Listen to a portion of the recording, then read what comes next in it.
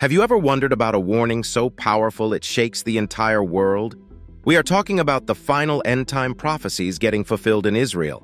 So let's dive into this video and understand what could be so alarming. Is it a prophecy, a revelation, or something else? Let's find out. Throughout history, there have been religious predictions about signs indicating the world's end. One of these predictions revolves around Jesus returning and the construction of a third temple. Surprisingly, these prophecies align with current events, bringing about more astonishing revelations. And recently, the reconstruction of the third temple created a shock. The idea of rebuilding the third temple in Jerusalem holds great cultural and spiritual significance, especially for the Orthodox Jewish community. Interestingly, it's considered even more crucial than the previous temples that were destroyed.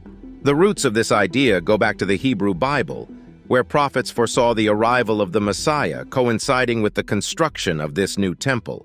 However, a significant challenge arises because the proposed location for the third temple is also home to an important Islamic structure called the Dome of the Rock. This situation has sparked a long-standing dispute between Israelis and Palestinians over authority on the Temple Mount. It has become a complex geopolitical issue, with some countries not officially recognizing Jerusalem as Israel's capital. Despite these challenges, the desire to build the third temple remains strong.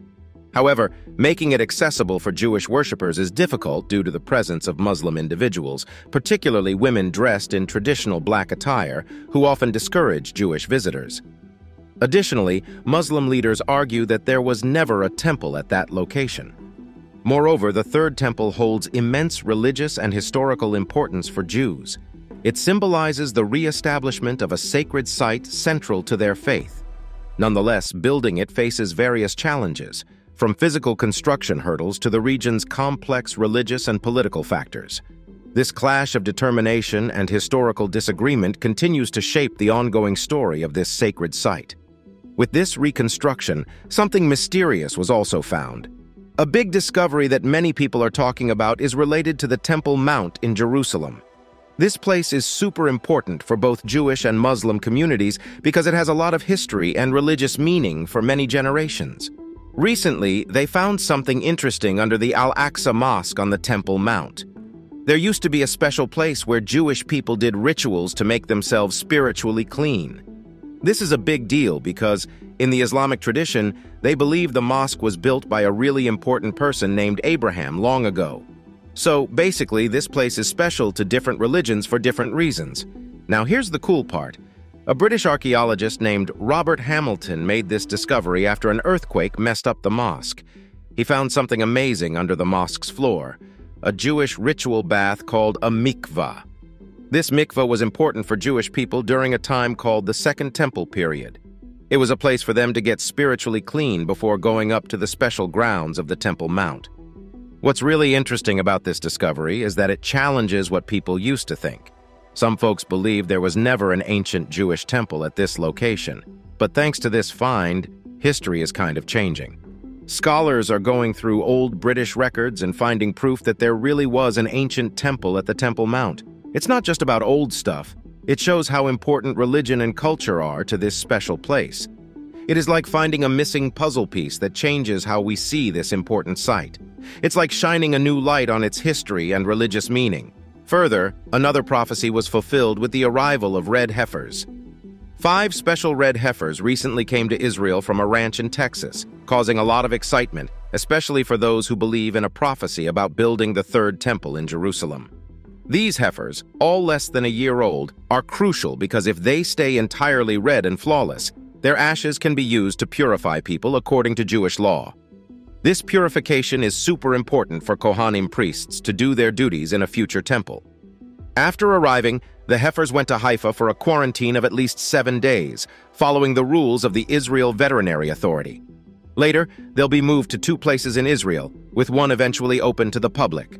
The heifers will be taken care of until they're 3 years old, and then, following Jewish law, they can be slaughtered for their ashes. A group called Boneh Israel, made up of Jews and Christians, played a big role in bringing these heifers to Israel.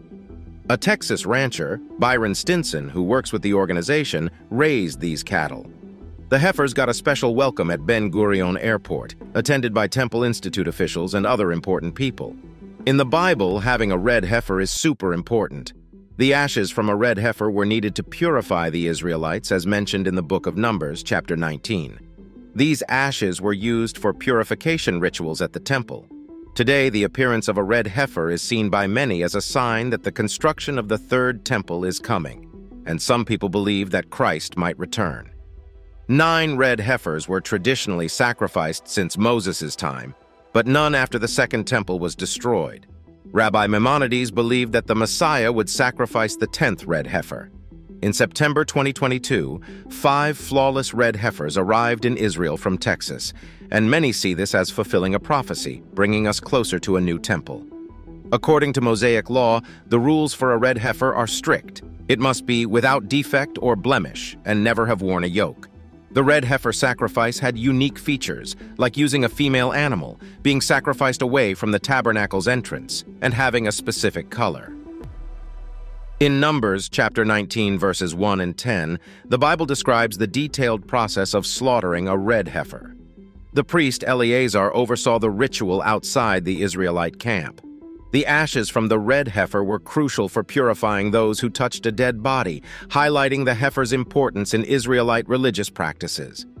These biblical commands about the red heifer symbolize Christ's sacrifice for forgiveness. Jesus, like the red heifer, was without blemish. Just as the red heifer was sacrificed outside the camp, Jesus was crucified outside Jerusalem. The red heifer's ashes, cleansing people from the contamination of death, parallel Christ's sacrifice, saving us from the consequences and corruption of sin and death.